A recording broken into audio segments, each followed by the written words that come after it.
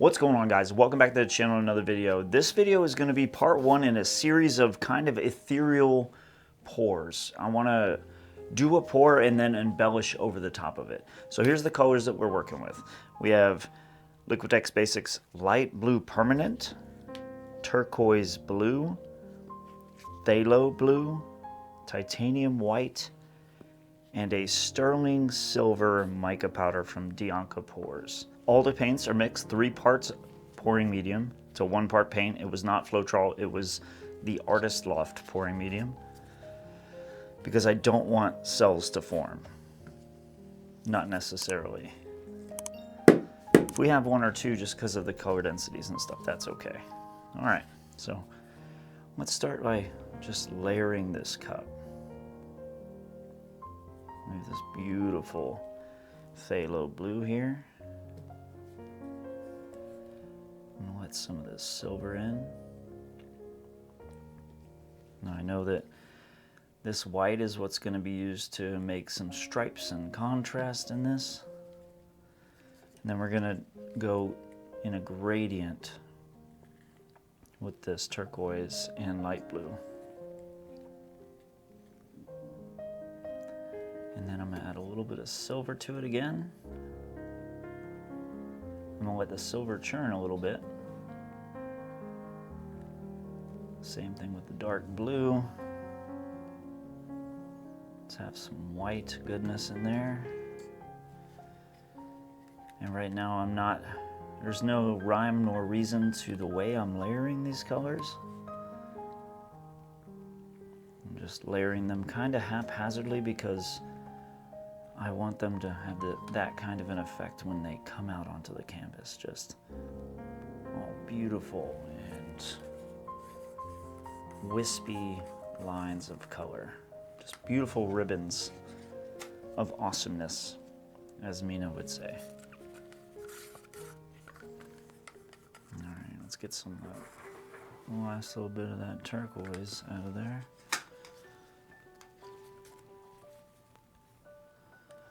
Same with this. This light blue permanent. Use up all of that. I'm gonna pour this high because I want it to push right through the layers. That's the silver. The last little bit of silver. And then same with the white, I think. I want the white to kind of churn through. Beautiful. All right, so we're just gonna pop these bubbles.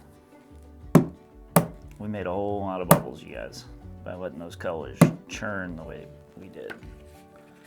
I just have a piece of cardstock that is gonna have to work. Well, work as good as it's gonna work anyway. Here, let me put that out on the surface. Oh my goodness. All right, so right now those colors, that little bit of gap that was in the top settles. And then I'm gonna let it just flow out. We did end up with some bubbles, and that's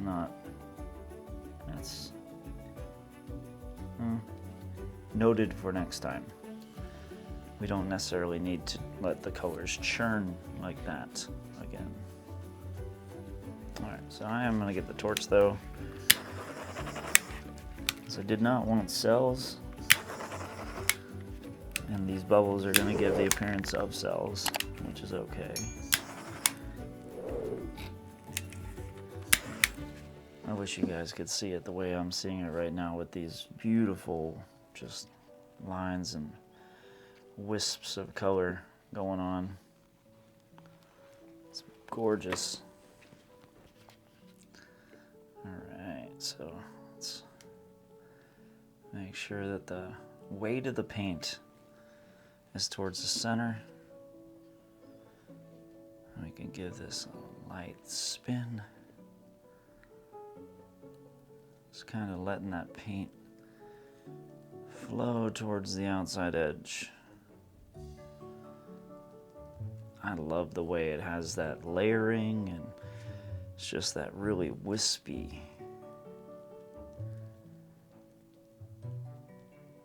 flow to the the lines.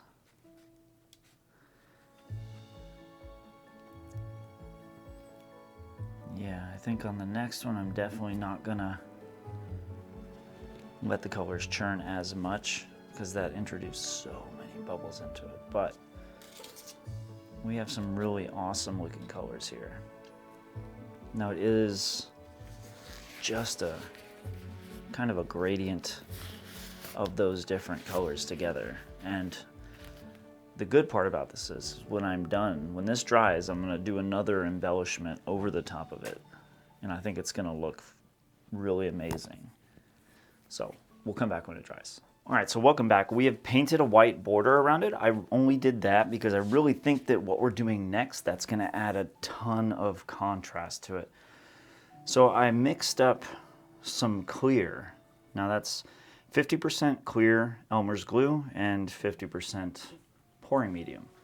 I used the Artist Loft pouring medium, and then I am using the cell activator that I had in my previous video, and I'm gonna do a swipe over that. The idea is that it's gonna make some really cool webbing over the top, but enough of me talking about it.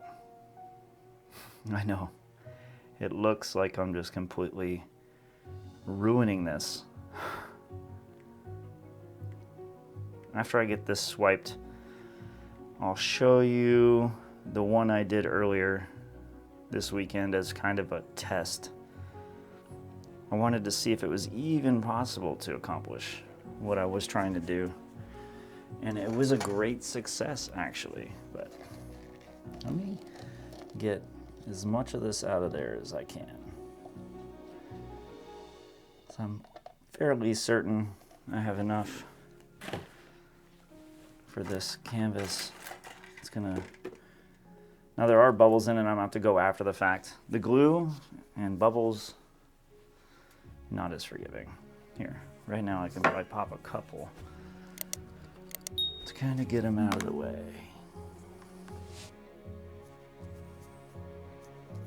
There you see a couple in there, just at the surface. All right.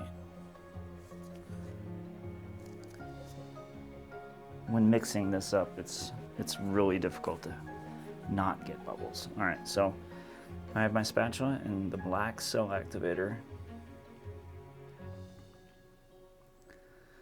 Now I'm just gonna let it kind of, oh goodness, well, wouldn't be one of my videos unless I had a happy little accident, right? All right, caught that one. Let's put a little bit more just on the side. All right, and then we're gonna let the excess kind of drip off the tip here. All right, well, a little bit more. All right, and swipe.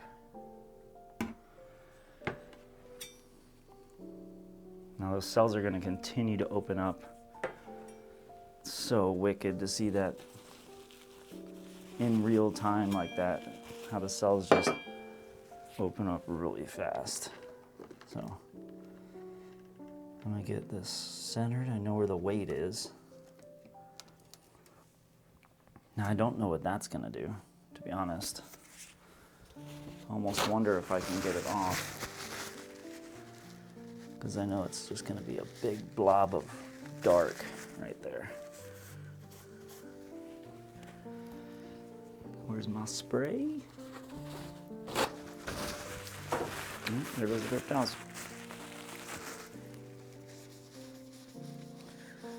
No. While it's wet, it's not as difficult to get it up.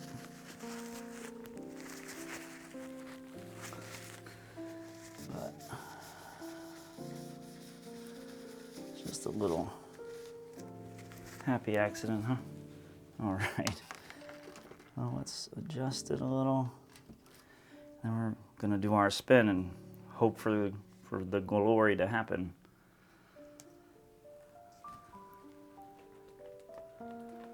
All right, and that was kind of a forceful spin that accomplished two things. It made the cell activator thinner. You know, I'm gonna let it do its thing. It made the cell activator thinner in some spots so that we will get the cells opening up in those areas. And they'll just do that on their own. But there we go. Wow. That looks glorious. I wonder if I can kind of puff a little bit in this and get cells to open up there.